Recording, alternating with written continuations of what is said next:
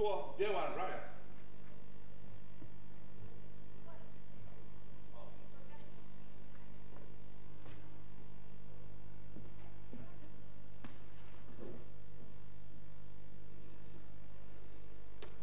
Majelis dalam jawatan kuasa.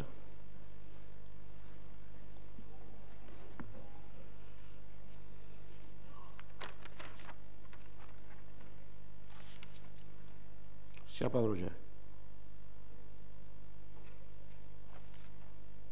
Sepote? Sepote dia di state berhujah, di parlimen berhujah. Tidak pernah habis hujah sepote. Sila. Terima kasih Tan Sri Pengerusi. Saya ingin merujuk kepada putiran 05000 DBKL. Tan Sri Pengerusi, bajet DBKL bagi tahun ini itu 2013 ialah 2.19 bilion. Di antaranya RM 1.406 bilion adalah untuk pengurusan dan RM 782.6 juta ialah untuk pembangunan. Kalau kita lihat bajet kerajaan negeri yang lain, kerajaan negeri Selangor bagi tahun 2013 ialah 1.6 bilion ringgit dan bagi kerajaan Pulau Pinang ialah 900 juta ringgit, bagi Perlis ialah 100 juta ringgit, bagi kerajaan negeri Kedah adalah 400 juta ringgit, bagi Negeri Sembilan adalah 400 juta ringgit. Dan kalau kita lihat yang kesemua bajet kerajaan negeri di Semenanjung ini, kita boleh mendapati bahawa yang sumber dan juga bajet DBKL adalah lebih tinggi berbanding dengan bajet kerajaan negeri. Dan dengan kata lain, yang bila kita membahas bajet untuk Kementerian Wilayah Persekutuan dan DBKL, sebenarnya kita harus lihat DBKL sebagai satu kerajaan negeri. Kalau DBKL di dalam satu kerajaan negeri, kita adanya Menteri Besar atau Ketua Menteri dan juga para esko ataupun Menteri Negeri. Jadi dalam konteks DBKL, kita harus menganggap pemimpin utama bagi Kuala Lumpur ialah sama ada ialah Menteri adalah Datuk Bandar ataupun Menteri Wilayah Persekutuan. Jadi para ahli parlimen di wilayah Persekutuan Kuala Lumpur ialah ahli esko. Dan juga timbalan menteri wilayah Persekutuan adalah timbalan menteri besar dalam konteks kerajaan negeri. Saya rasa kesal Tan Sri Pengerusi. Kita masyarakat di Kuala Lumpur sekarang kecoh kerana penilaian semula hartanah, tapi Menteri Wilayah Persekutuan lari, tak jawab, tak hadir. Satu hari saya SMS dia pun tak jawab pada saya. Nah, hantar timbalannya, kasihannya kali pertama jadi wakil rakyat dalam Dewan Mulia ini, dia terpaksa menghadapi ahli parlimen, kira ni ahli esko Kuala Lumpur, sama ada Kuala Lumpur Barisan Nasional ataupun Pakatan Rakyat. Kasihan pada timbalan menteri, dan ini saya rasa yang Menteri Wilayah Persekutuan ni haruslah kita potong gaji lah kalau saya tahu dia tidak datang. Tan Sri Pengerusi, kami sebagai wakil rakyat ataupun ahli esko Kuala Lumpur yang dipilih oleh rakyat, selalunya tidak diberi pengiktirafan dan kuasa yang sepatut yang kita ada oleh pihak DBKL dan Kementerian Wilayah Persekutuan, di mana tiada mesyuarat esko yang berkala diadakan di antara menteri dan juga para ahli parlimen. Banyak keputusan yang penting yang diumumkan oleh DBKL dibuat oleh pegawai kerajaan begitu saja tanpa mengadakan perundingan dengan para ahli parlimen.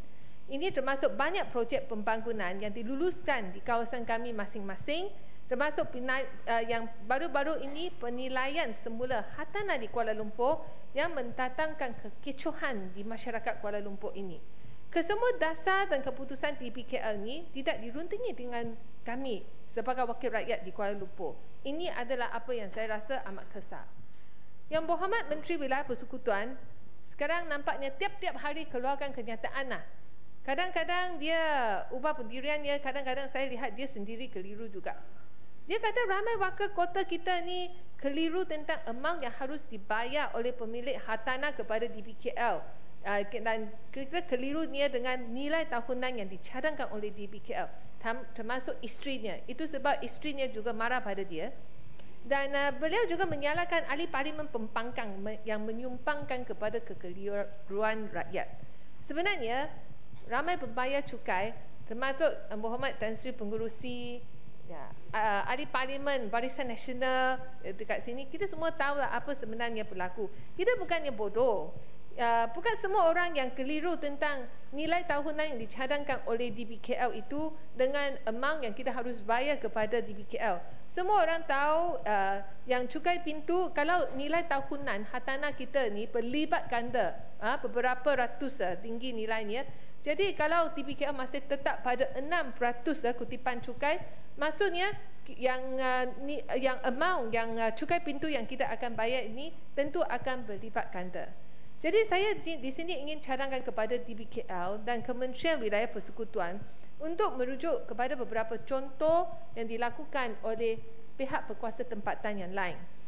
Pada tahun nombor 1 ialah pada tahun 2006, apabila Majlis Bandaraya Petaling Jaya MBBJ ingin menaikkan cukai pintu pada rumah hartanah, pada rumah yang merupakan landed property, ia tidak dilakukan dengan mengadakan penilaian semula nilai hartanah, tetapi ia dilakukan melalui peningkatan nilai hartanah. Ia dilakukan dengan peningkatan pengutipan cukai pintu dari 8% kepada 8.8%. Cara peningkatan yang minimal ini, ia tidak mendatangkan kekecohan di kalangan warga di Petaling Jaya. Dan bagi MPSJ, Majlis Perbandaran Suruhanjaya, baru-baru ini mereka meluluskan satu resolusi di mana pemilik hartanah atau pemilik rumah yang menjalankan massive renovation, pengubahsuaian yang besar, macam tambah satu tingkat lagi dalam rumahnya dan sebagainya, dan mereka haruslah dihendaki untuk membayar cukai pintu dengan nilai yang baru, dengan lebih tinggi. Jadi bagi mereka yang buat massive renovation dalam rumahnya, mereka mampu. Jadi ini tidak akan mendatangkan kekecohan dalam masyarakat di bawah MPSJ. Dan juga kita lihat Tan Sri, ramai di banyak tempat di Kuala Lumpur, dulu 21 tahun yang lepas, ia bukan tempat yang tempat yang begitu makmur ataupun nilai hartanah yang tinggi. Macam Bangsa. Dulu yang pegawai kerajaan, tempat itu sekarang yang ramai yang pesara, retirees, orang yang pesara duduk dekat sana. Mereka sekarang mungkin bergantung pada pencen, dan mereka mungkin bergantung kepada sedekah daripada anak-anak mereka. Dan kalau kita lihat, kita adakan penilaian semula pada hartanah dan rumah-rumah di tempat seperti itu. Jadi bagi mereka yang merupakan pesara yang duduk dalam rumah itu, ia adalah amat susah bagi mereka. Mungkin kita boleh merujuk kepada cara Kerajaan Negeri Selangor, cara kita mengkaji semula kadar premium yang dihendaki dibayar oleh mereka yang merupakan pemilik rumah itu. Mereka boleh pilih sama ada bayar dengan kadar premium yang baru mengikut nilai semasa, ataupun mereka, kalau mereka ni retiree, pesara, masih duduk di dalam rumah banglo, contohnya di Selangor, selagi mereka nama itu masih kekal, ia tidak tukar nama, atau ia tidak dijual. Jadi mereka yang premium yang dibayar oleh mereka itu adalah minimal sahaja, itu RM1,000 1 tahun sahaja. Jadi dengan cara ini tak ada orang ada masalah, semua orang happy. Maksudnya ialah mungkin kita boleh merujuk kepada contoh yang pembayaran cukai tanah dikenakan oleh di negeri Selangor itu sebagai satu contoh bagi DBKL untuk mengkaji semula cara pembayaran ataupun mengkaji semula cukai pintu di kawasan Kuala Lumpur. Selain itu, saya juga ingin tanya Yang Berhormat Timbalan Menteri, yang 2 hari yang lepas Datuk Bandar berkata yang rakyat tidak perlu pergi kacau wakil rakyat lah, hantar borang pantahan kepada pusat khidmat mereka, tapi mereka boleh hantar melalui fax ke ataupun email. Tapi saya nak tanya, macam mana dengan acknowledgement of receipt? Jadi adakah kalau mereka hantar email tidak sampai, adakah mereka akan dipanggil untuk pendengaran pantahan? Dan juga kalau fax, selalunya ia tunjuk fax lepas sebenarnya DBKL sana tidak terima, macam mana? Jadi mungkin harus ada satu email yang khas yang mana acknowledgement boleh diberi itu dihantar kepada yang mereka yang menghantar email pantahan penilaian kadar baru oleh warga kota kita.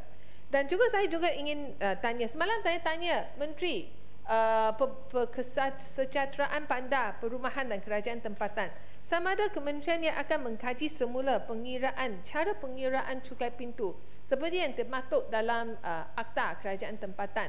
Kerana mengikut pegawai DBKL yang cara mereka membuat penilaian semula cukai pintu adalah mengikut undang-undang kita yang sedia ada kita sekarang. Sebenarnya kita ada cara lain. Adakah cara lain yang dipanggilkan malah oleh dalam dialog Ahli Parlimen Barisan Nasional Kuala Lumpur macam Titi Wangsa itu boleh diambil kira bagi kerajaan dalam dengan cara meminda Akta Kerajaan Tempatan. Jadi saya ingin minta sama ada kementerian ada cadangan seperti ini. Dan Sri Yang di-Pertua, dan saya sini ingin tanya, saya rasa hairan untuk baca cadangan daripada Yang Amat Berhormat Perdana Menteri dan Menteri Kewangan dan berkata kerajaan akan menubuhkan 24 zon jawatan kuasa perwakilan penduduk di setiap PBT dan kerajaan akan memberi peruntukan sebanyak 63 juta ringgit untuk tujuan ini.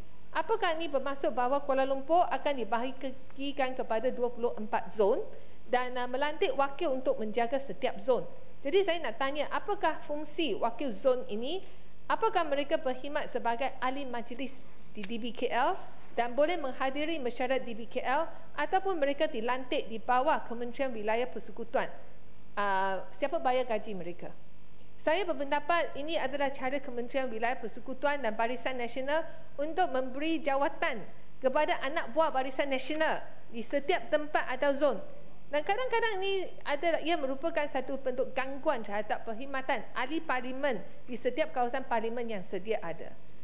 Dan saya pengerusi, pada pandangan saya, dan juga saya pernah mengulangan cadangan ini banyak kali di sidang parlimen ataupun di dalam mesyuarat di antara Datuk Bandar dengan ahli parlimen Kuala Lumpur, iaitu apa yang perlu DBKL lakukan demi menampakkan perkhidmatannya ialah menguatkan lagi peranan dan tanggungjawab pejabat cawangan DBKL di setiap kawasan parlimen. Sekarang pejabat cawangan DBKL kelihatan hanya diberi tugas untuk keluarkan saman denda kepada mereka yang menyalahi undang-undang trafik ataupun parkir dan juga menerima cukai pintu daripada orang ramai saja. Tetapi mereka nampaknya tak ada tugas lain. Kenapakah mereka pegawai di pejabat cawangan DBKL tidak diberi tugas untuk menjalankan rondaan di kawasan di bawah bidang kuasa pejabat cawangan mereka untuk memantau sama ada lampu trafik, lampu jalan berfungsi ataupun tidak, sama ada pothole, lubang jalan ataupun tidak, sama ada itu ranting pokok terlalu panjang kena dipotong ataupun tidak, dan juga menerima aduan daripada orang ramai. Sekarang bila rakyat ada masalah, mereka cari ahli parlimen dan rakyat hanya tidak gagal untuk menyampaikan semua aduan mereka kepada pejabat cawangan DBKL. Saya rasa ini adalah satu aspek yang harus dikuatkan lagi oleh pihak DBKL sekiranya kita ingin menampakkan servis ataupun perkhidmatan kita. Dan saya pengerusi, saya juga banyak kali cadangkan dalam mesyuarat perjumpaan dengan Datuk Bandar dan Menteri Wilayah Persekutuan bahawa DBKL harus adakan hari pelanggan kurang-kurangnya setiap bulan sekali bagi pengarah dan malah Datuk Bandar untuk berjumpa dengan pengadu di Kuala Lumpur seperti apa yang diadakan di banyak PBT di negeri Selangor. Kalau tidak, DBKL sekurang-kurangnya harus mengadakan hari perjumpaan dengan ahli parlimen Kuala Lumpur supaya wakil rakyat di Kuala Lumpur boleh berjumpa dengan pengarah jabatan dan malah Datuk Bandar pada satu tarikh yang ditetapkan untuk memudahkan kami untuk memanjangkan aduan dan masalah di kawasan kami masing-masing kepada pihak DBKL. Ini adalah perlu kerana ramai pengarah jabatan dan ahli parlimen kita ni sibuk, orang yang sibuk, ada banyak kerja. Jadi penetapan waktu hari yang tertentu untuk dengar aduan untuk bagi kami, pusat khidmat kami untuk panjangkan semua aduan kepada DPKL dan berjumpa dengan pengarah adalah satu cara yang baik untuk menyelesaikan masalah rakyat di Kuala Lumpur. Jadi sekian ucapan saya berharap yang Timbalan Menteri Wilayah Persekutuan ni boleh jawab semua cadangan saya. Sekian, terima kasih. Tidak ada daripada BN. Kerana saya nampak dalam list ini sudah 3 daripada sebelah kiri berhujah. Kalau tidak, terpaksa saya panggil juga daripada sebelah kiri. Okey, sila Kepong. Lama tidak dengar suara Kepong. Ya. Sebab ada itu jawatan. Kalau panjangkan pun tak apa, saya dengar. Sila. Jawatan kuasa kira-kira Wang dan JKMR sibuk sekarang. Sibuk. Ya. Datuk Tan Sri Pengerusi halaman 444 itu butiran 050000 Dewan Bandaraya Kuala Lumpur. Ya, nan digalikan dalam, nan digantungkan tinggi. Itu nampaknya keputusannya sudah dibuat untuk itu cukai pintu kita tu. Semak semula penilaian yang disebutkan oleh Yang Berhormat Seputih tadinya. Saya nampak lebih 21 tahun penilaian tidak disemak. Dan dari segi undang-undang kita boleh buat. Mungkin tiap-tiap 5 tahun boleh buat. Tapi sebelum kita buat keputusan untuk kadar penilaian ini cukai pintu, kita mesti mengambil kira pelbagai masalah, pelbagai faktor yang wujud, termasuk ekonomi, termasuk bilangan pesara yang tinggal di beberapa tempat dan sebagainya. Dan saya berpendapat bahawa Yang Berhormat Menteri Wilayah Persekutuan dan juga Datuk Bandar kita orang-orang yang paling munasabah lah untuk menetapkan batasan mungkin 10% ataupun 20% itu kadar kenaikannya. Ini memang tidak akan menyinggungkan warga kota kita. Dan itulah kita harapkan apabila diputuskan kelak sama ada 6%, ada 5% daripada itu nilai tahunan tu saya tak tahu. Cuma yang satu lagi, lebih 500,000 orang menerima notis. Dan ada satu pejabat saja, pejabat penilaian di Jalan Sultan Ismail kita, dan begitu ramai hendak mengemukakan bantahan bertulis, dan saya mencadangkan supaya kita benarkan mereka sampaikan bantahan bertulis ini di cawangan-cawangan di BKL untuk memudahkan mereka menyampaikan itu bantahannya. Dan seterusnya, Tan Sri Pengerusi, masalah sampah di wilayah Persekutuan Kuala Lumpur kita ni memang satu perkara yang rumit. Setiap hari kita nampak ada 2,000 tan, 3,000 tan setiap hari. Dan sekarang ini dihantar ke Bukit Tagar selepas dikemaskan di stesen pemindahan Taman Beringin Kepong. Itulah kawasan yang digazetkan, diwartakan sebagai kawasan sampah. Kerana di Taman Beringin, di Jinjang Utara, di Kepong ni, mereka menghidup bau busuk selama lebih 30 tahun sampai sekarang.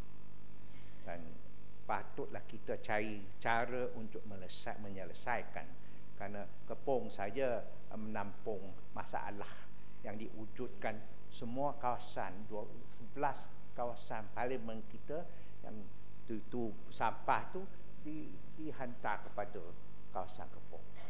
Ini masalah kita, Tan Sri. Dan sebab itulah ada banyak alternatif yang boleh digunakan. Sekarang kalau kita hantar 1 tan itu sampah daripada KL ni ke Bukit Tagar melalui Kepong, itu 1 tan RM84 termasuk tipping fee dan haulage. RM84 1 tan. Dan bila kita pilih, belum ditentukan lagi apakah cara alternatifnya.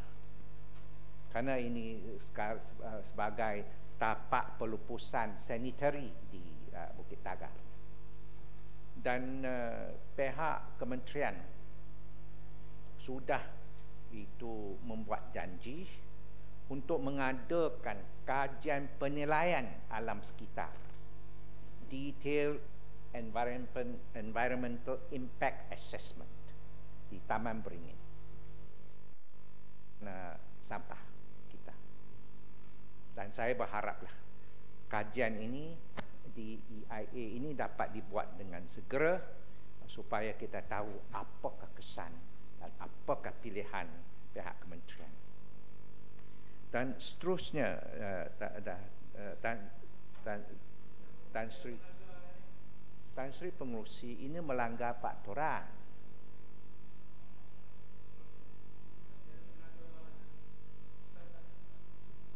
Dia melanggar peraturan, Tan Sri. Memang pun melanggar peraturan, tetapi dia tidak rasa sakitnya, Yang Berhormat. Dia rasa tak itulah masalah dengan perkataan kita. Tan Sri Pengerusi,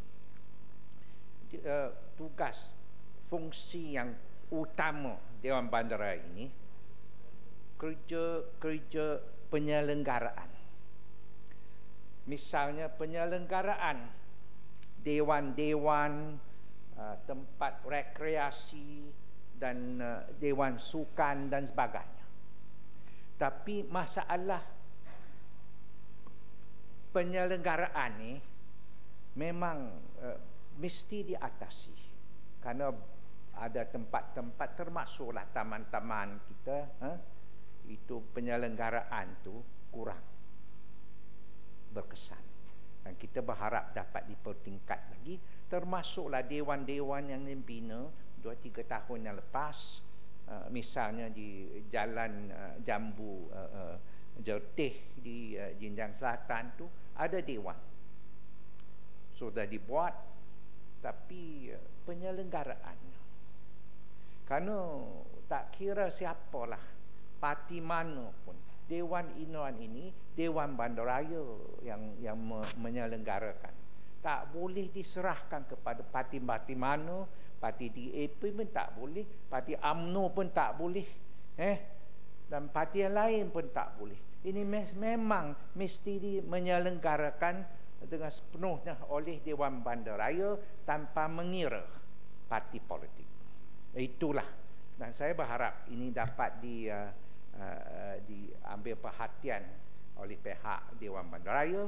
Dan juga ada 3-4 tahun yang lepas tu Dewan Bandaraya pernah itu mengumumkan bahawa DUI-KL akan mengadakan satu Dewan Serbaguna di Kepong Baru.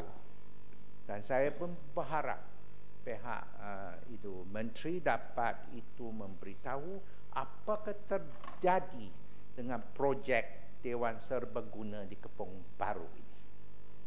Dan itulah 10 minit sudah habis, Tuan Datuk Tan Sri Pengerusi.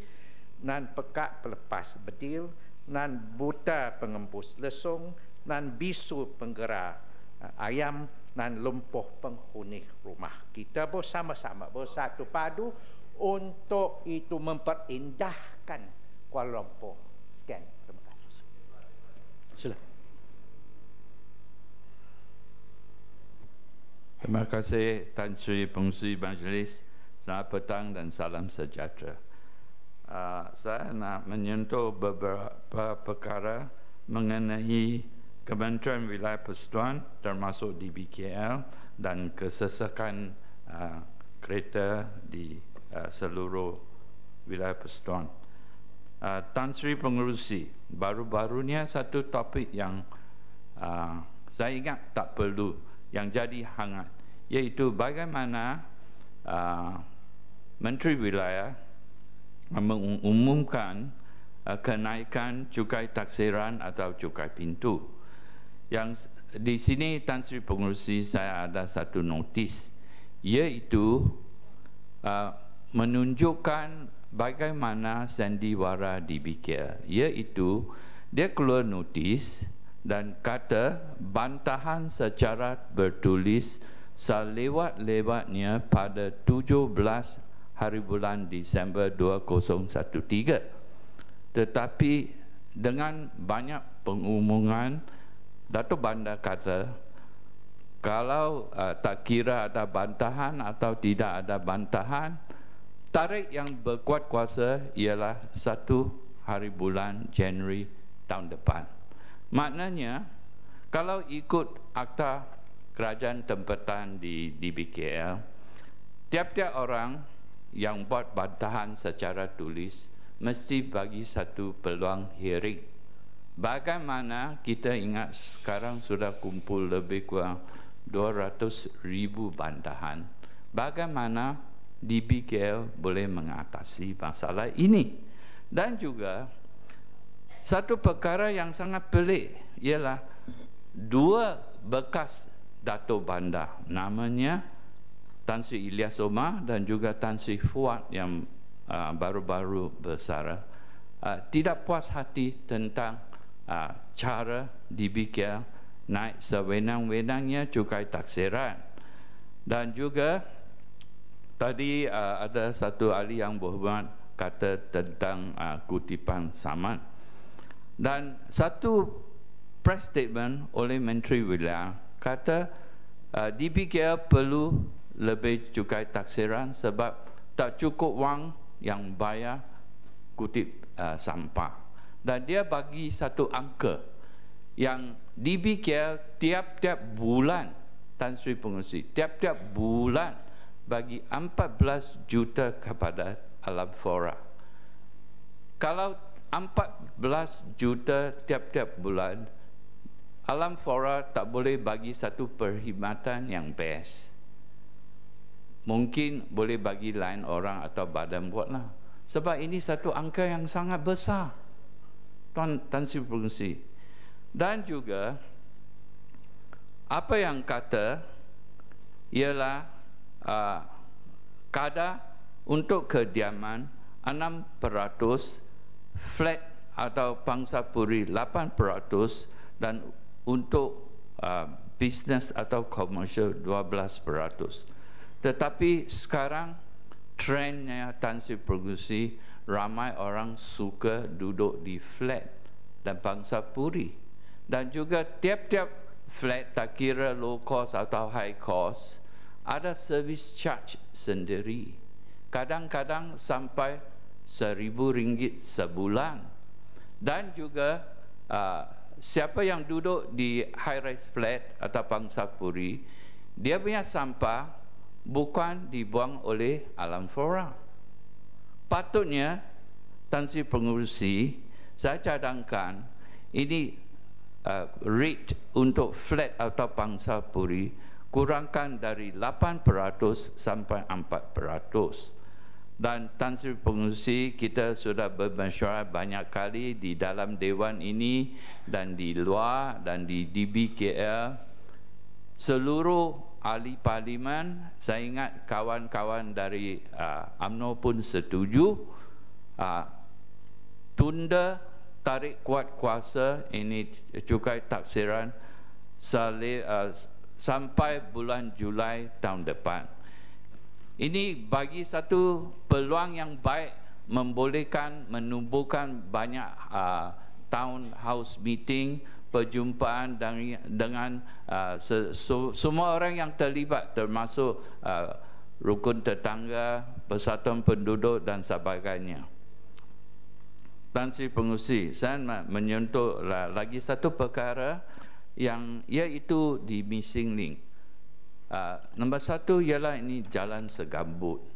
Dulu saya sebagai wakil rakyat Segambut, saya tulis surat kepada bekas Perdana Menteri Dr. Mahathir, tulis surat kepada bekas Perdana Menteri Abdullah Badawi, tulis surat kepada dulu Menteri JKR Datuk Seri Sami Velu, dan semua jawapan ialah ini missing link sangat mustahak, tetapi nak tunggu. Maknanya kasih elek, tak ada wang. Sampai sekarang kita nampak itu naik taraf. Ahli yang berhormat dari Segambut ada di sini, Saudara Lip. Mulanya jentera, tetapi macam sudah bukan setengah, suku pun belum buat. Tetapi kalau sesiapa yang pandu kereta di jalan Segambut pagi atau petang menghadapi banyak masalah. So saya menyuruh kepada DBKL dan juga Kerajaan Persekutuan mempercekapkan naik taraf ini. Dan juga di Jalan Mahameru, Jahamal, di dekat sini, tiap-tiap hari pagi dan petang, dari Parliament House kepada Putra World Trade Center, dari IJN kepada Putra World Trade Center, tiap-tiap hari sesak kereta. Saya minta Timbalan Menteri Wilayah Persekutuan dan juga pihak DBK bagaimana mengatasi masalah ini, sebab banyak orang komplain. Dan juga di missing link di Wangsa Maju, dua yang sangat penting, iaitu missing link dari Middle Ring Road 2 kepada Jalan Gombak, Kampung Puah. Itu jarak jauh, tak panjang, mungkin 300 meter.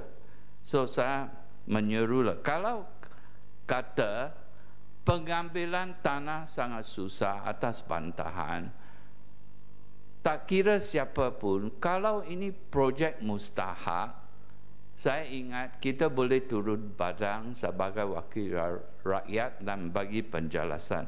Dan juga dekat Taman Melati, saya tak tahu Tan Sri Pengerusi ada peluang pergi melawat Taman Melati. Itu makanan ayam kuku sana bagus dan lazat. Tetapi bila you masuk jalan Wadi Bird, dekat Tar College, bila nak sampai itu LRT Taman Melati, dari 4 lane sudah jadi 1 lane macam kampung. Bukan sahaja sesak kereta, tetapi sangat bahaya sebab orang tak mahu give way. So saya menyuruh kepada DBKL buat cepat naik taraf ini dua-dua jalan yang mustahak di Wangsa Maju. Dan juga satu poin yang saya ada runding dengan DBKL, iaitu jentera yang LRT dan MRT yang sedang dibina di seluruh KL. Kita akui projek ini sangat mustahak, tetapi bagaimana you nampak Medan Damansara, Tan Sri Pengerusi, berapa lama sudah buat dan tiap-tiap hari sesak kereta. Saya pun tak tahu dia, walaupun saya bukan engineer, saya Dr. Cocok, tetapi bagaimana dia boleh naik itu tiang dan potong itu tanah, dan lepas itu buang itu tembok dan bina lagi sekali. Dan kadang-kadang jalan Semantan tak jauh dari sini, pukul 8 pagi dia korek itu jalan guna 2 lane. So Tan Sri Pengerusi, ini saya ada runding dengan kawan-kawan pengarah di DBKL, tetapi malahnya ini MRT dan LRT punya kontraktor macam law of their own, tak dengar apa-apa sesiapa pandangan pun. Saya harap guna good office of Timbalan Menteri Wilayah Persekutuan panggil semua kontraktor yang terlibat sini dan harap boleh mengkurangkan kesesakan kereta di wilayah Persekutuan. Sekian, terima kasih. Datuk, just want to add one point. Sila Kapah. Boleh Tan Sri? Sila. Terima kasih Tan Sri Pengerusi Yang Berhormat Kepong. Saya ingin membawa perhatian Tan Sri Pengerusi dan Yang Berhormat Kepong mengenai Majlis Sukan Wangsa Maju. Minta maaf, Wangsa Maju. Kepong pula, jauh Wangsa Maju. Mengenai Majlis Sukan Wilayah Persekutuan. Saya ingin membuat perbandingan menurut Kementerian Belia dan Sukan. Sukma Perlis 2004 diperuntukkan dengan dana sebanyak 33.7 juta. Isu yang mendesak saya untuk mendapatkan penjelasan daripada Kementerian Wilayah Persekutuan ialah bekalan 090700 pengurusan kontijen wilayah persekutuan ke Sukan Malaysia Sukma 2014 di Perlis. Dana yang diperuntukkan ialah RM2 juta, iaitu 6% daripada jumlah peruntukan Sukan Sukma Perlis 2014. Adakah dana ini untuk kontijen pengurusan sahaja atau termasuk atlet? Bagaimana dana ini akan digunakan? Sebab yang menarik perhatian saya ialah 2 juta iaitu 6% daripada jumlah Sukan Sukma ni bukan pergi ke Jepun atau Korea, dia hanya pergi ke Perlis. So macam mana dana 2 juta ni akan digunakan semasa kontijen wilayah persekutuan ke Sukan Perlis 2014 ni? Terima kasih Tan Sri Pengerusi. Yang Berhormat Wangsa Maju, terima kasih. Ada beban dari kapal dan Kuala Terengganu mungkin mau ya, sila. Oh, you ucap. Okay, silakan. Sekian, terima kasih ya. Okey. Sepang, selepas Sepang Kuala Terengganu. Segambut mau bercakap juga.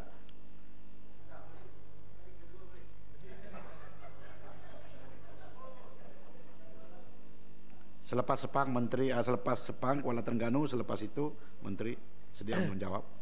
Dengan izin Tan Sri, saya ingin mengemukakan perbahasan berkaitan dengan dua putiran. Pertamanya berkaitan dengan 060110 berkaitan dengan Kampung Baru. Seperti mana yang dinyatakan dalam laporan anggaran pemanjaan ini berkaitan dengan butiran ini, dalam program 6 Perbandaran Pembangunan Kampung Baru dinyatakan bahawa antara objektif perbandaran ini adalah pengekalan warisan budaya Melayu dan kemuliaan Islam. Tapi kalau kita lihat kepada Tan Sri Pengerusi, kalau lihat kepada program-program output dia, program yang dilaksanakan pertamanya program Turun Padang bersama penduduk Kampung Baru, pengubalan pelan induk dan pelan strategik Perbandaran Pembangunan Kampung Baru. Yang ketiganya program bersama penduduk Kampung Baru. Yang keempatnya projek kecil Pembandaran Kampung Baru. Jadi persoalannya, bagaimanakah, saya ingin bertanya kepada Menteri yang terbabit, apakah langkah-langkah yang telah dibuat untuk mendapat pengiktirafan daripada UNESCO supaya kawasan ini dijadikan sebagai kawasan tapak warisan, untuk kita mempromosikan budaya Melayu dan Islam di situ. Jadi kalau kita lihat isu Kampung Baru ni dah lama, tapi setelah diwujudkan melalui akta ini tentang Perbandaran Pembangunan Kampung Baru ini, kalau dilihat kepada program-program yang dibuat itu, saya tak nampak apakah usaha telah dilakukan bagi menaik tarafkan Kampung Baru itu sebagai satu tapak warisan. Sedangkan Kampung Baru kita tahu sejarahnya begitu lama. Jadi saya harap Menteri dapat memberikan satu jawapan kepada perkara itu. Itu yang pertama. Yang keduanya Sepang. Oh ya. Berhubung, terima kasih Tan Sri, terima kasih Sepang. Ini berhubung dengan Perbadanan Pembangunan Kampung Baru. Kita membacalah dalam surat khabar bahawa Menteri menyatakan bahawa kebanyakan ataupun semakin ramai penduduk di Kampung Baru sudah bersetuju dengan perancangan pembangunan yang ingin dijalankan, ya. Tetapi saya dapat maklumat daripada penduduk di sana bahawa itu merupakan satu dakwaan yang tidak berasas, dalam arti kata nama-nama mereka-mereka yang bersetuju, yang memberikan persetujuan secara bertulis dan sebagainya tidak dikemukakan, tapi ianya merupakan satu dakwaan yang perlu dibuktikan, ya. Dan saya harap dalam soal ini pihak menteri boleh memberikan jawapan dan bukti untuk menyelesaikan masalah bantahan yang terus menjadi satu isu dalam soal pembangunan bagi kawasan Kampung Baru. Saya harap boleh dimasukkan dalam ucapan Yang Berhormat Sepang sekali. Terima kasih. Terima kasih kepada Shah Alam, dan saya mohon supaya apa yang disuarakan oleh Shah Alam tadi dimasukkan sebagai daripada ucapan saya. Yang kedua, Tan Sri Pengurusi, berkaitan dengan isu di butiran 050100, iaitu berkaitan dengan DBKL ini. Ada dua isu yang saya ingin saya bahaskan di sini. Pertamanya berkaitan dengan isu kenaikan cukai pintu ini yang begitu tinggi. Saya merasakan bahawa pihak DBKL ini seharusnya mengambil kira, walaupun ramai rakyat duduk di ibu kota ini, tapi kebanyakan mereka bukanlah orang yang mempunyai pendapatan yang tinggi. Jadi kita harap dan kita merasa amat pelik dengan kenaikan yang begitu drastik dan begitu tinggi. Seolah-olah DBKL ini menganggap semua rakyat di Kuala Lumpur ini ialah semua mereka-mereka yang kaya, mempunyai duit yang banyak. Jadi kita harap, sebab yang kita lebih risau sekarang dengan kenaikan cukai pintu ini, ditambah lagi kos kenaikan kos cara hidup di Kuala Lumpur semakin hari semakin meningkat. Jadi terlepas ini, apa lagi dalam keadaan nanti GST akan diperkenalkan dan tarif elektrik akan dinaikkan, kita tak tahu bagaimanakah warga kota ini boleh dengan izin cope dengan keadaan yang begini teruk. Tapi bagaimanapun dari segi politik, kalau DBKL terus ingin melaksanakan pun, kita mengalu-alukanlah, sebab kita harap itulah satu jalan singkat untuk Barisan Nasional akan jatuh dalam pilihan raya akan datang. Jadi itu kalau kita kira segi sudut politik saja. Dan kita harap kalau boleh DBKL ataupun pihak kerajaan ni, kalau boleh dalam kes-kes seperti ini, kalau boleh dekat-dekat nak pilihan raya, cuba perkenalkan benda macam ini, kan lebih baik. Dia tahu sebelum pilihan raya tak berani buat, lepas pilihan raya segala janji-janji untuk bantu rakyat semuanya pembohong. Dulu kata tak nak naikkan harga minyak, nak naikkan tapi bila berlaku lepas pilihan raya, semuanya terbaliknya. Sebab itulah kita percaya sebenarnya mereka dapat kuasa ini untuk sebenarnya menggunakan kuasa ini untuk menindas rakyat. Ini yang kita rasa amat kecewa. Dan begitu juga cara pengendalian DBKL tentang isu fuel ini. Sepang. Ya, sebelum tu. Terima kasih Sepang, terima kasih Tan Sri. Ada orang tak makan ubat malam tadi. Tan Sri, berhubung dengan soal kutipan ini, saya rasa kalau bolehlah mungkin Menteri Wilayah perlu mendedahkan juga akaun DBKL ya. Sejauh mana kutipan yang telah bertambah tahun demi tahun ya, hasil daripada pembangunan yang pesat, yang mana oleh kerana kutipan itu pun sudah bertambah, maka justifikasi untuk nak naikkan kadar cukai tanah itu boleh kita pertikaikan, kerana seperti mana yang kita tahu pembangunan yang pesat di wilayah persekutuan di Kuala Lumpur, di mana banyak kawasan-kawasan perumahan, banyak kondominium-kondominium yang mana semuanya merupakan hasil dan pendapatan.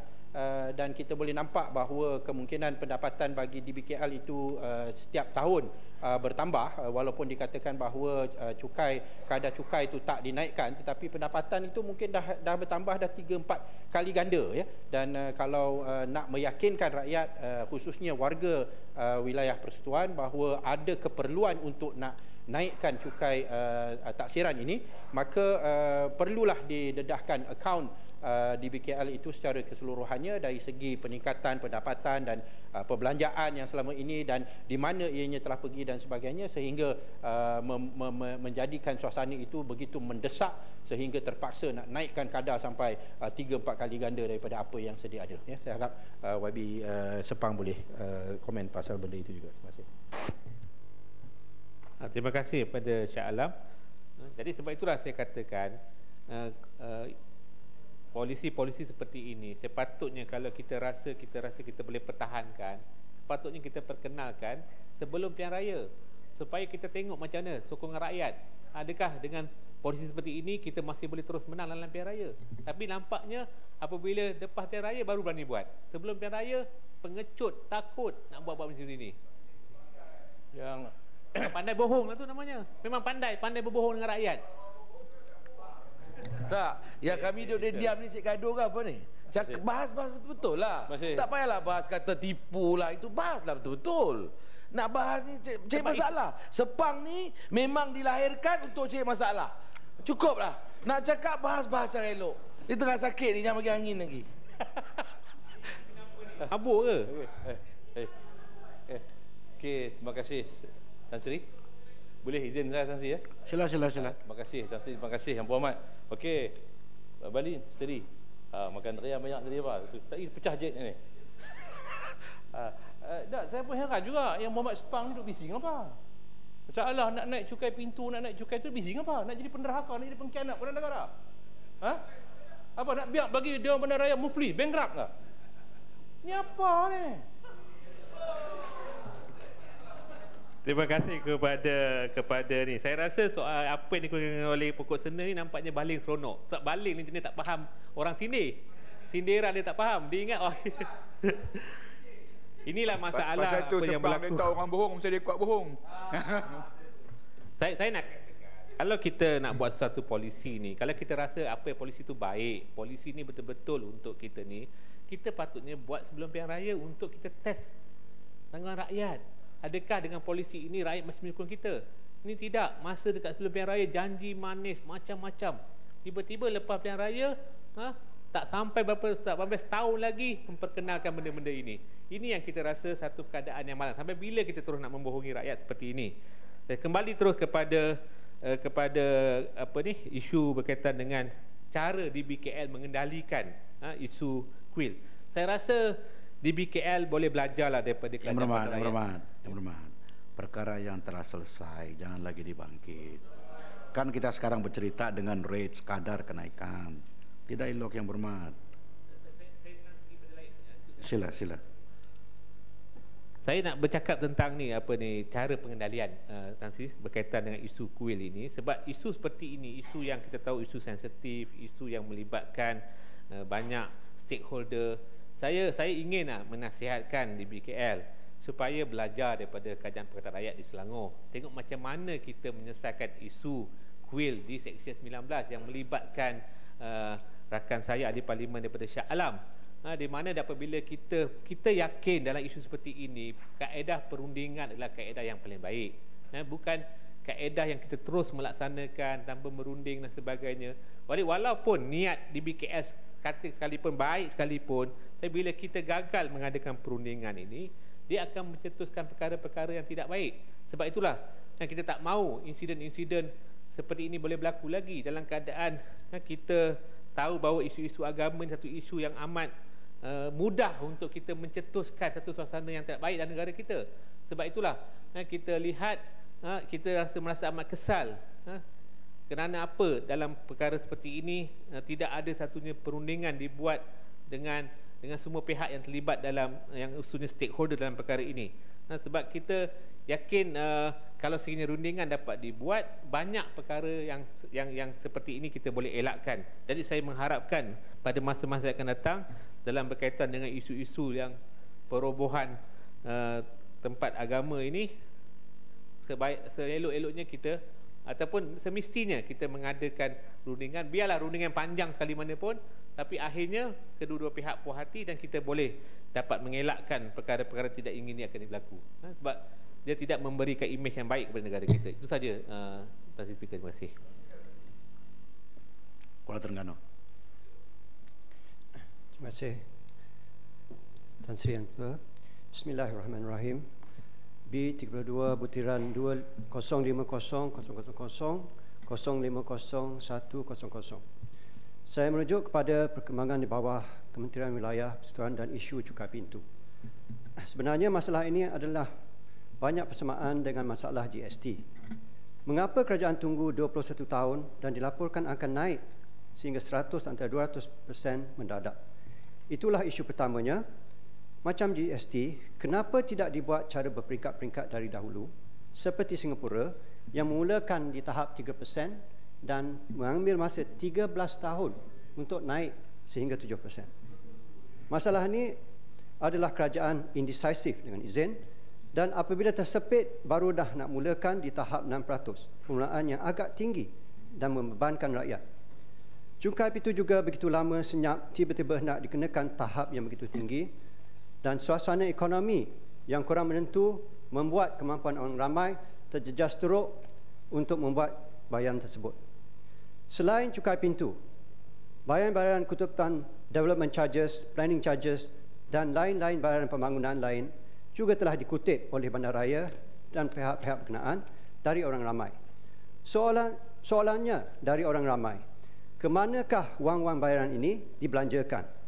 Kita tak nampak dilaburkan kepada infrastruktur seperti sepatutnya, kerana kesesakan jalan raya makin teruk dengan lebih banyak kereta melempah di jalan kerana jalan raya tidak dibesarkan. Ini tak boleh berterusan indefinitely dengan izin. Masalah banjir kilat menjadi perkara biasa, mingguan, hampir harian. Saya rasa lebih banyak hari berlaku banjir di Kuala Lumpur dari banjir di Terengganu pada musim tengkujuh. Masalah kutipan sampah masih di tahap menyedihkan untuk sebuah ibu negara yang berprestij seperti Malaysia. Keadaan Kuala Lumpur sebagai ibu negara Malaysia akan menjadi seperti Jakarta dan Bangkok. Tetapi, saya nak minta pandangan Kuala Terengganu pasal sampah ni. Di BKL tiap-tiap bulan bayar kontraktor kutip sampah Alam Fola 14 million tiap-tiap bulan. Jadi saya nak minta pandangan Kuala Terengganu, apa kita kena buat? Kontraktor ini Alam Fola bayar 14 million tiap-tiap bulan tapi sampah tak kutip. Terima kasih. Ya, saya rasa sampah ini adalah satu kemudahan asas yang perlu diambil berat, dan kalau apa-apa tindakan tidak diambil, ini mungkin akan menjejaskan kesihatan keseluruhan Bandaraya Kuala Lumpur, dan ini ada implikasi jangka masa panjang. Ya, terima kasih Kuala Terengganu, terima kasih Tan Sri. Ini balik-balik kepada soal banjir kilat itulah ya. Saya rasa ini merupakan satu masalah yang sepatutnya sudah lama kita tangani sekiranya kita mempunyai satu perancangan yang menyeluruh berhubung dengan cara bagaimana kita nak tentukan bahawa air itu akan masuk ke sungai-sungai utama ya. Kerana kita dapati bahawa dalam kes banjir kilat ini ianya bukan satu keadaan di mana air sungai itu melempah ya. Ianya masalahnya bukan yang seperti mana yang dihadapi di Kelantan ataupun di Terengganu, di mana oleh kerana air itu terlalu banyak sampai sungai pun melempah, tetapi dalam kes ini ianya banjir kilat oleh kerana kadar pengaliran air daripada tempat-tempat tertentu nak pergi ke sungai itu lambat oleh kerana sistem peparitan yang kurang memuaskan ya. Dan kalau itulah di antara punca utama yang dihadapi oleh warga Kuala Lumpur, saya merasakan bahawa ianya merupakan satu perkara yang sepatutnya sudah lama dapat diselesaikan ya. Sekiranya ada perancangan yang baik dan perencanaan pembangunan bandar dengan yang tersusun rapi ya. Saya tahu bahawa Kuala Terengganu, Yang Berhormat Kuala Terengganu adalah seorang arkitek dan mungkin akan dapat memberikan pandangan tentang persoalan sistem peparitan yang berkesan ya. Adakah keadaan di Kuala Lumpur ini begitu mencabar sehingga masalah banjir ini tidak boleh diatasi ya. Kerana kadang-kadang bila kita dengar apabila disebut tentang masalah banjir dan sebagainya, mereka jawab oh ini memang oleh kerana ini tanah rendah ya, below sea level ya, ataupun dan sebagainya ya. Tetapi saya rasa yakin bahawa di dunia kita akan dapati banyak contoh-contoh di mana walaupun sebuah negara itu sendiri berada di bawah paras laut, tetapi apabila ianya direka bentuk dengan baik, dan ada perancangan yang baik, segala masalah banjir dan sebagainya dapat ditangani dengan baik dan jayanya. Apa pandangan Kuala Terengganu berhubung dengan persoalan ini? Terima kasih. Terima kasih Shah Alam. Soal banjir berlaku di tanah rendah sebenarnya tak timbul sangat dah sekarang ni. Kerana semalam kita dengar daripada Petaling Jaya Selatan, banjir sekarang berlaku di lebuh raya bertingkat.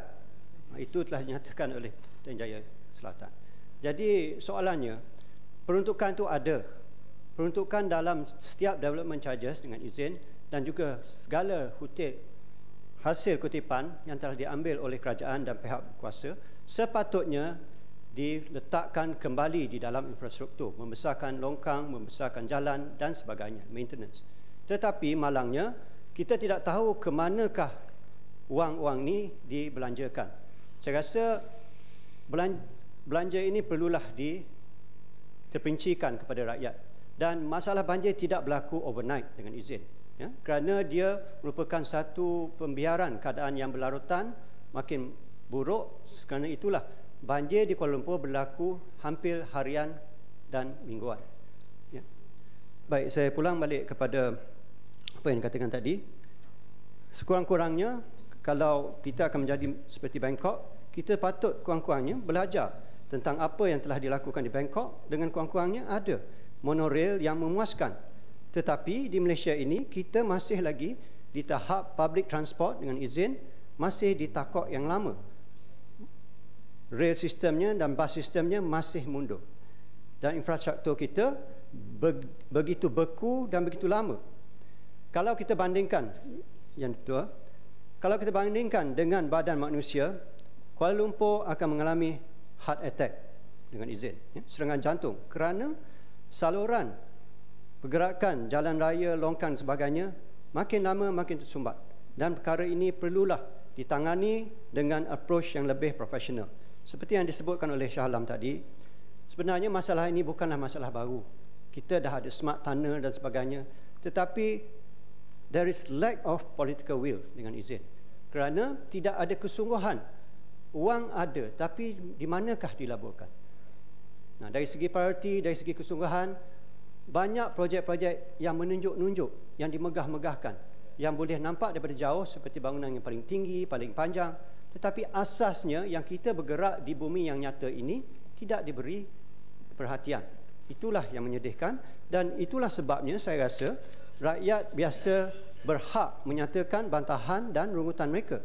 Kerana mereka yang membayar assessment ini, yang hidup di Kuala Lumpur, yang membayar assessment ini, tidak mengalami peningkatan dari mutu hidup. Dengan itu, dengan jatuhnya, ya. Insya-Allah. Terima kasih Kuala Terengganu, terima kasih Tan Sri. Ini pun satu perkara yang ditimbulkan juga lagi oleh kerana ianya merupakan satu simbol tahap perkhidmatan yang dilakukan oleh DBKL, di mana kompleks perniagaan dan pasar di Kampung Baru saya difahamkan bahawa ianya telah masih lagi belum dapat digunakan dengan sepenuhnya, dan masih lagi ada aspek-aspek yang tidak disiapkan dengan sempurna. Dan saya nak minta kalau bolehlah, kalau nak cakap pasal nak tambahkan assessment lah, nak ini benda yang basic seperti mana pasar di Kampung Baru itu sendiri pun tak dapat diselesaikan dengan baik. Saya harap bahawa pihak menteri boleh memberikan penjelasan tentang persoalan ini. Terima kasih. Terima kasih Shah Alam. Saya bersetuju dengan apa Shah Alam kata tadi. Kampung Baru patut diberi keutamaan dan perhatian. Kita patut belajar dengan Singapura, ya. Kampung Gelam, Arab Street dan sebagainya tidak diabaikan kerana kerajaan Singapura berpandang jauh, kerana mereka memandang tempat-tempat lama ini sebagai satu aset utama pelancongan dan juga budaya tempatan. Tetapi malangnya kita hanya membelanjakan segala kewangan yang ada untuk projek-projek baru dan mengabaikan yang lama. Dan seperti yang dikatakan tadi, pasar Kampung Baru dan sebagainya patut diberi perhatian yang sewajarnya, ya. Kalau tidak, kualiti hidup Kuala Lumpur akan terus menurun dan ramai lagi akan meninggal Kuala Lumpur dan Malaysia, dan ini akan merumitkan lagi keadaan professional flight dan juga capital flight dari mereka yang ingin melabur di Kuala Lumpur. apa-apa bayaran yang dikenakan mestilah munasabah, yang diminta pada rakyat dengan kemudahan dan kualiti hidup yang disediakan. Jadi kalau apa yang dibayarkan tidak nampak dizahirkan dengan pembangunan fizikal yang sepatutnya, saya rasa memanglah rakyat berhak membantah dan menunjukkan ketidakpuashati mereka tentang ketidakadilan wang dikutip tapi tidak dicurahkan di tempat yang sepatutnya. Tetapi seperti saya katakan tadi, terus juga membina yang baru, yang lama dibiarkan begitu saja. Jadi itulah. Yang terakhir, Yang Berhormat Kepala Terengganu, yang saya nak timbulkan ialah tentang soal tapak pelupusan sisa pepejal di Bukit Tagar, yang di bawah DBKL, dan saya ingin Menteri mungkin memberikan penjelasan sampai bila ianya masih lagi boleh diguna pakai, kerana seperti mana yang kita tahu, semua tapak-tapak pelupusan ini dia ada dia punya projected lifespan dia, yang mana dan sekiranya ianya adalah satu tapak pelupusan yang benar-benar sanitary ataupun sebaliknya, dan sekiranya tempoh jangka hayatnya sudah hampir nak tamat, dikatakan mungkin 60 tahun lagi, apakah statusnya bila adanya pembangunan yang lebih pesat dan mungkin pengeluaran sisa pepejal yang semakin bertambah dan sebagainya, dan apakah cadangan-cadangan yang nak digunakan oleh pihak Kementerian Wilayah untuk wilayah persekutuan untuk menangani masalah sisa pepejal di kawasan wilayah persekutuan. Terima kasih. Ya, terima kasih. Ya, memanglah sistem rubbish disposal dengan izin amat penting untuk menjamin kualiti dan juga mutu hidup tempatan. Jadi sekali lagi, Tan Sri Yang Ketua, saya ingin menyatakan di sini bahawasanya rakyat Malaysia ini selalunya memanglah tidak susah sangat nak berkira, tetapi mereka inginlah melihat sesuatu keadaan yang munasabah dengan apa yang dibelanjakan. Mereka tidak membantah sangat kalau untuk membayar assessment yang berpatutan memadai dengan apa yang mereka dapat. Tetapi kalau terus dibuat bayaran tetapi tidak melihat apa-apa manfaat kepada masyarakat dan juga mereka sendiri, ini akan menimbulkan perasaan yang membantah dan tidak ingin mengadakan apa-apa lagi kerjasama. Saya mohon pihak Bandaraya menyemak semula dan memikirkan sebaik-baik. Minta penjelasan. Terima kasih Tan Sri Pengurusi. Setuju atau tidak dengan kenaikan cukai sehingga 100% akan membebankan lagi warga kota? Seperti mana kita tahu, kemiskinan di bandar lebih teruk daripada kemiskinan di kampung. Kalau miskin di bandar, maka mereka lebih dahsyat daripada kemiskinan yang ada di kampung. Maka dengan sebab itu, bersetuju atau tidak Kota Terengganu dengan kenaikan cukai ini akan menambahkan bebanan kepada penghuni-penghuni kota, dan juga kita menjangkakan ia akan mendatangkan masalah sosial yang sedia ada dan akan bertambah lagi masalah sosial, dan mungkin akan banyak pusat-pusat wak-wak gila seperti mana Tampui dan juga Tanjung Rambutan. Terima kasih. Ya, terima kasih. Ya, ada dua kategori yang terlibat di sini. Pertamanya untuk mereka yang berpendapatan rendah. Mereka memanglah tidak mampu untuk membayar assessment yang tinggi kerana mereka pun sudah hidup di dalam keadaan tertekan, dan apa-apa pengabaian kualiti hidup akan menimbulkan masalah kesihatan, wabak dan sebagainya. Ini merupakan tanggungjawab kerajaan untuk memelihara mereka yang kurang berada dan kurang bernasib baik.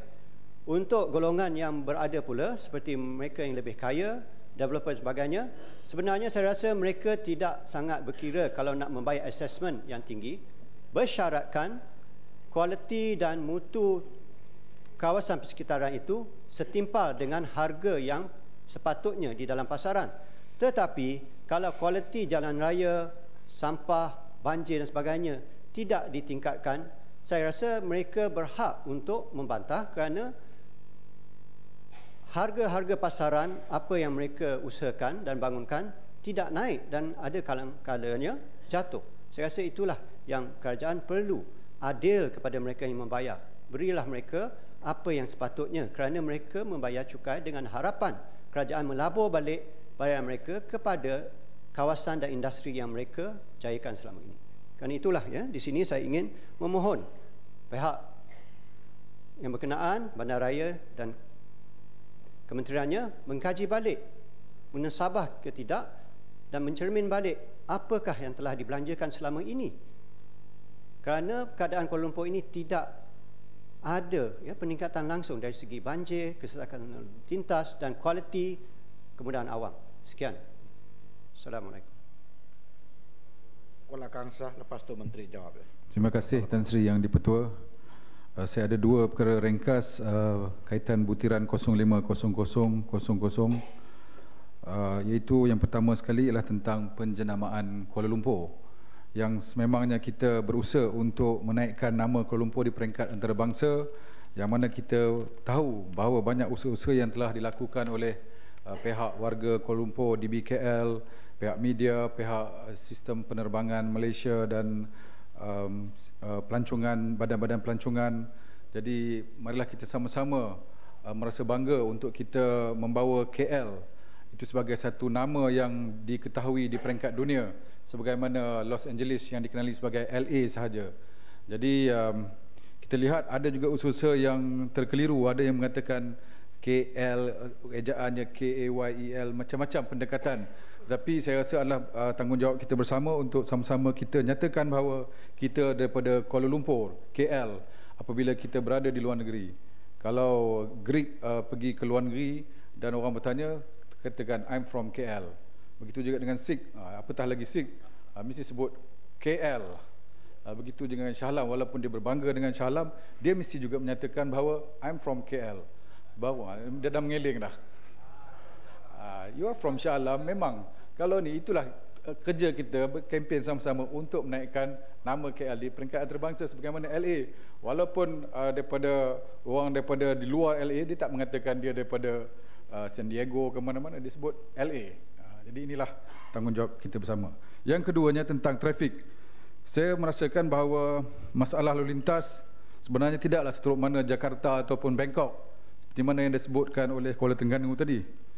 Tetapi ada satu pendekatan yang ingin saya mencadangkan kepada pihak DBKL, bahawa sekarang ini kita terdapat keperluan letak kereta yang begitu tinggi, 1:2, bermakna kalau ada 100 unit rumah hendak dibuat, kita perlu mengadakan 100/20%.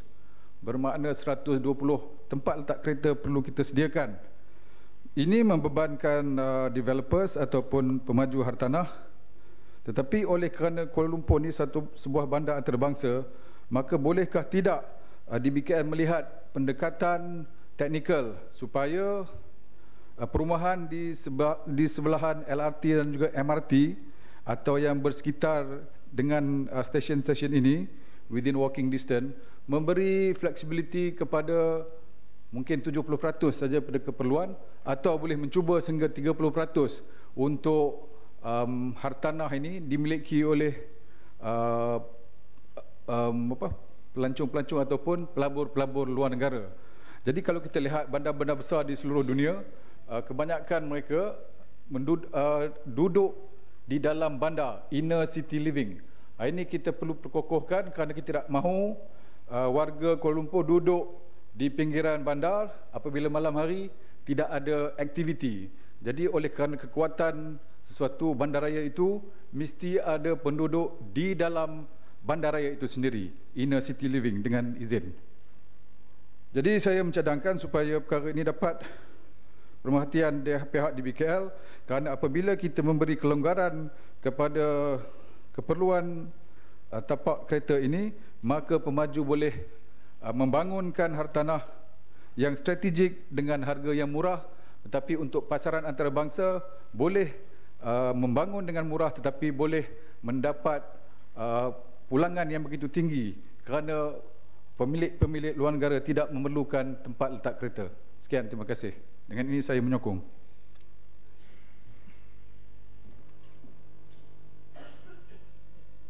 Okey, sila. Sebang. Saya takkan ambil masa yang panjang. Terima kasih Tan Sri Pengurusi. Saya ucap terima kasih atas peluang sebab saya tahu nama saya tidak disebut dalam senarai.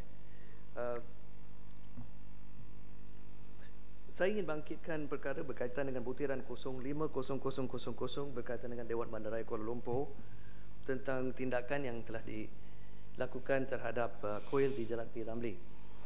Saya, Tan Sri Pengurusi, saya terpaksa mengisytiharkan kepentingan saya dulu sebab saya terlibat sebagai peguam dalam kes mewakili kuil ini dalam kes yang telah dibuat di mahkamah di mana pihak pemaju yang terlibat saman DBKL dan pihak kuil buat permohonan untuk mencelah dalam kes itu. Juga Tan Sri Pengurusi, adalah wajar saya beritahu jawatankuasa bahawa kes itu telah diselesai. Maksudnya telah ditamatkan di mahkamah dan tidak ada perayuan, jadi tidak ada apa-apa isu subjudis yang berbangkit. Kes itu dah habislah. Isu sekarang ialah tindakan Dewan Bandaraya baru ini untuk merobohkan kuil itu, sebahagian, bukan sebahagian daripada kuil itu. Saya ingin ulang untuk rekod bahawa tindakan perubahan itu. Yang berhormat. Ya, saya. Tadi saya tegur Sepang kerana Sepang membangkitkan isu itu. Ya. Kan isu itu sudah isu yang selesai. Telah pun diberi jawapan oleh menteri yang berkenaan panjang lebar sewaktu berbahas peringkat dasar dan sewaktu seorang yang berhormat diambil tindakan. Ini tidak elok untuk diulang kembali kerana ianya akan menghabiskan masa mesyuarat. Ya, mungkin Tan Sri boleh dengar, saya takkan masuk dalam isu perubahan banyak. Saya nak pergi kepada isu penyelesaian pertikaian ini, masalah ini. Sebab itu saya bangkit di sini dan saya akan minta pandangan daripada menteri yang bagi penjelasan. Yang berhormat. Saya sendiri terlibat untuk menjadi perantaraan kerana Yang Berhormat Padang Serai saya panggil di chamber saya bertanya. Lepas itu saya panggil menteri yang berkenaan, bolehkah bercerita? Tetapi wakil rakyat yang berkenaan bukan memilih itu. Jadi isu yang selesai jangan lagi diungkit, kerana tidak akan membuat apa-apa kebaikan. Ya. Tapi Tan Sri Pengurusi, saya takkan masuk kepada isu itu. Sebab itu saya minta Tan Sri dengar fokus saya tumpuan saya takkan masuk dalam jadi isu. apabila yang Berhormat bangkitkan itu kan juga terpaksa dijawab oleh menteri yang berkenaan, yang telah pun dijawab selepas ini, sebelum ini. What is the purpose? No, jawab apa saya belum sebut lagi. Biar saya peluang untuk terangkan apa saya mau terangkan dulu. Yang Berhormat, dan itu yang saya minta. Perkara-perkara yang Berhormat akan terangkan itu will be wasting the Dewan punya masa. Tan Sri belum tahu. Telah pun diberi jawapan. Tan Sri belum tahu apa yang saya akan bangkit. Macam mana Tan Sri boleh baca minda saya? Ini yang saya. You don't know what I am going to raise. You don't know the aspect I'm going to discuss. Okay, I will listen to what you have to raise. That is all I'm asking. And then saya okay, pun, sila Yang Berhormat. Let me hear to all those that you have to raise. Tan Sri, itu pun saya nak buat. I have to say now. Kenapa saya dihalang macam ini dalam Yang Berhormat. Dulu Yang Berhormat. Ya. Dulu Yang Berhormat. No, I'm sorry. Dulu Yang Berhormat. I will sit down. I will respond to you first. Dulu Yang Berhormat. I will sit down. Yes. Because you're the speaker and I will follow that. But you must also see what you have just done. Dulu Yang Berhormat. I can speak. I will say that's not a problem. Dulu I respect Yang the Berhormat. chair. But I think we need to Yang Berhormat. Dulu Yang Berhormat.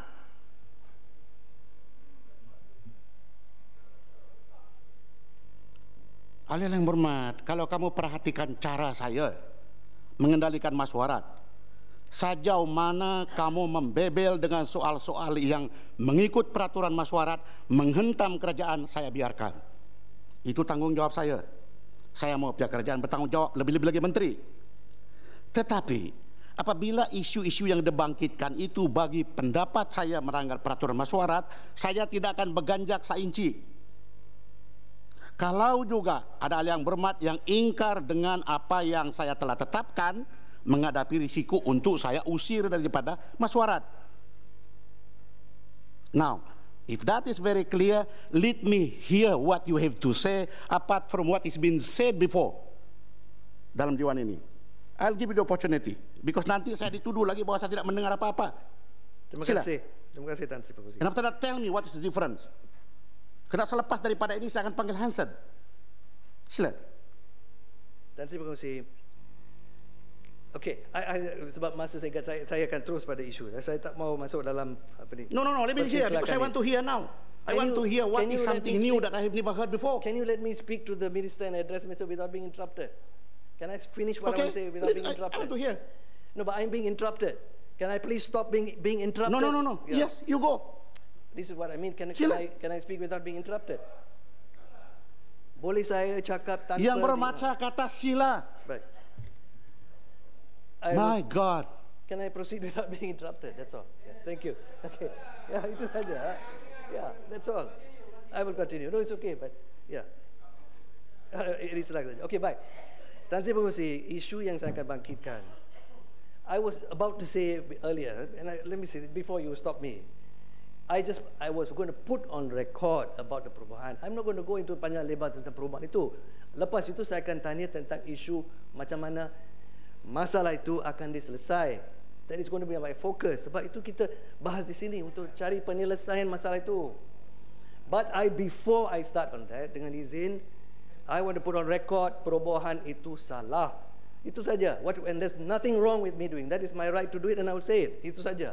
Perubahan itu tidak patut dilakukan. Whatever they say, itu saja. Ya. Now, perubahan itu tidak patut dilakukan sebab itu tempat ibadat yang sudah wujud 100 tahun. Alright? Menteri wilayah boleh kata apa-apa, dia kata dia pakar atas perkara Hindu, dia kata itu shrine bukan, tak apa. We reject that. Kita kata it should not happen. Now, saya ada beberapa soalan. Kuil itu sudah wujud 100 tahun atas tanah kerajaan. Itu jelas. Tak ada dipertikaikan. Ada sempadan yang jelas di antara tanah itu dengan tanah swasta yang dipegang oleh Hap Seng, pemaju yang sekarang Yang berhormat. Ya. Duduk yang berhormat. No, yang berhormat. Bolehkah yang berhormat duduk yang berhormat? Finish what I'm saying. Then I make my point. Bolehkah yang berhormat duduk yang berhormat? Baik. Sewaktu perbahasan untuk mengambil tindakan kepada Padang Serai, semua ini telah pun dibangkitkan. Sewaktu yang berhormat menteri yang berkenaan menjawab isu ini telah pun dibangkitkan. Nothing new. Tetapi oleh kerana saya khawatir untuk dituduh bahawa saya mengalang kepada yang berhormat, maka saya beri yang berhormat laluan. I have given you 1 or 2 minutes to explain. No further explanation that I think beyond that what is being discussed here. That's right. Tapi mau juga yang berhormat mau bertengkar dengan saya. Kalau yang berhormat berdiri juga mengenai dengan soal ini, saya tidak teragak-agak mengambil tindakan untuk mengusir yang berhormat kerana mensia-siakan masa persidangan. Unless you move to a new point. Saya akan move to a new point. The issue is, saya nak tanyakan, sempadan adalah jelas di antara tanah Hap Seng dengan tanah yang kerajaan itu. Tetapi, dan ini jelas sebab ada satu masa 2012 di mana ada didapati koin sudah ceroboh sedikit daripada tanah Hap Seng, pihak duduk berunding dan dinding yang sempadan dua-dua tanah itu telah dibetulkan dan selesai. So sempadan itu jelas. Tetapi masalah di dalam kes ini berlaku sebab 2010 kita ada development order. Soalan saya nak tahu kenapa untuk pembinaan atas tanah Hap Seng, kenapa DBKL meluluskan struktur yang mencerobohi tanah yang diduduki oleh KOIL, walaupun DBKL tahu pada masa itu KOIL wujud dan sudah wujud lama. Itu yang jadi punca itu. Yang berhormat, ada lagi perkara yang mungkin ramai yang berhormat sudah tahu. Pada tahun 1999 sehingga tahun 2002, particularly pada tahun 2000 sehingga 2002, tanggung jawab saya antara lain ialah jaga wilayah persekutuan termasuk DBKL. Saya tahu sejarah DBKL. Saya tahu kuil-kuil di mana yang disebut itu. Jadi jangan ada yang berhormat memikirkan bahawa ahli-ahli umat sendiri yang tahu mengenai dengan sejarah DBKL. Begitu. Jadi dalam soal berbahas saya ingatkan kembali, tidak ada siapa yang benar 100%. Yang kadang-kadang saya meruap ialah apabila saya kasih tafsiran kepada peraturan mesyuarat dan itu adalah merupakan hak saya di bawah peraturan mesyuarat, Ada ahli yang berhormat yang meloncat mengatakan bahawa itu salah, kerana peraturan mesyuarat menurut tafsiran dia adalah betul. Now, my question is this: what makes you think that your interpretation is gospel right in mind is not? Itu kadang-kadang yang berligar di kepala saya. Saya tak bangkit dan saya tak bangkit. Apa-apa tafsiran standing orders, Tan Sri yang bangkit, saya tak sentuh. Yes, I know yang berhormat, tetapi apabila saya menegur yang berhormat untuk duduk, jangan sentuh itu, masih lagi yang berhormat mau put it on record. Yang berhormat want to put it on record itu, saya telah bagi tahu tadi bahawa sejak tahun 1999 2002, I know. So is Tan Sri saying the perubahan is correct? I don't want to debate with Tan Sri. Sudahlah yang berhormat. If you don't move to the next point, I will ask you to rest. Tan Sri Speaker, with respect, you are the speaker. I know I'm the speaker. So please, only some of you do not know I'm the speaker. The answer should come from there, not from here. Yeah, the answer should come from there. Sila teruskan Tuan Nick. Ada the point. So, no, the point is about the COIL. We want to know how to solve the problem dengan izin. This is why saya sebab itu saya bangkit. Yeah. I'm not bangkit pelanggaran standing order. Yang berhormat, duduk yang berhormat. I just want to finish the yang point. Yang berhormat, Kinyu yang berhormat, duduk yang berhormat. Apa masalah di sini yang to solve? Tindakan telah diambil untuk kuil dirubuhkan yang di luar. Saya diberitahu itu tidak melibatkan kuil. Another words to me, tindakan telah diambil. Oleh kerana sebelum itu konon ada perundingan yang tidak selesai, termasuk apa yang disebut oleh Padang Serai kepada saya waktu saya memanggil beliau dalam saya punya kamar. Jadi apalagi penyelesaian yang perlu dibuat ini? When I asked Padang Serai, I said, can't you go to the Mahkamah again and ask for your right if you have the rights? The answer I got was no, because we are fed up going to the Mahkamah. Apa penyelesaian? Sudah menjadi isu besar sehingga satu wakil rakyat telah diambil tindakan. What is the penyelesaian? If you don't sit and continue on this, I will ask you to go out. Saya akan gunakan saya punya kuasa di bawah peraturan mesyuarat 44. You have wasted the time of the mesyuarat begitu lama. Sila Menteri jawab. Menteri sila. Tan Sri, yang berhormat, Tan Sri yang betul. Who has wasted the time of this Dewan, Tan Sri? I don't know, respect me, I say you have wasted the time. Yang berhormat, sudah yang berhormat, sudah. Tan Sri, you want to give speech, you're the speaker. You want to give a speech. Sudah yang berhormat, jangan bertengkar dengan saya. Why are you getting involved in the issue? Let me just raise my point. Yang berhormat, sudah I just want to raise my point. I want to raise an objection to you, Tan Sri. You should not get involved in the debate. You are the speaker. Ahli yang berhormat, you have to be independent. Ahli yang berhormat daripada Subang ingkar dengan arahan saya untuk berhenti berhujah. Sekarang ini saya menggunakan kuasa saya di bawah peraturan mesyuarat 44 untuk mengusir yang berhormat daripada. You can send me out. It's okay. Jalankan tugas. That's not a problem. Ahli yang berhormat duduk yang berhormat. Saya you can send me out. It's okay. That's not a problem. But let me say. Sila yang berhormat. Tan Sri yang dibetul. Yang berhormat sila ikut arahan saya untuk meninggalkan Dewan. Tan Sri, saya just nak minta satu saja penjelasan. Tan Sri, memang betul kementerian ada court order. Saya minta izin Tan Sri tolong baca court order tu sebab court order. Yang berhormat sila tinggalkan Dewan Mesyuarat oleh kerana menteri menggulung perbahasan. Tan Sri yang Terlebih dahulu saya mengucapkan terima kasih ahli-ahli yang berhormat. Yang berhormat segambut dan yang berkapan, kecuali yang berhormat mempunyai poin yang tersendiri daripada ini. Poin yang tersendiri. Poin saya tersendiri. Ahli yang berhormat, dua-dua yang berhormat, ambil giliran masing-masing. Sila kapar duduk, sila segambut. What do you have to say? Ya, terima kasih Tan Sri yang betul. Tan Sri yang betul tadi kata, Tan Sri yang betul mempunyai pengetahuan yang mendalam mengenai sejarah Dewan Bandaraya Kuala Lumpur. Jadi soalan saya kepada Tan Sri yang betul, apa pandangan Tan Sri yang betul mengenai kenaikan cukai pintu oleh Kuala Lumpur? Ya. Tan Sri.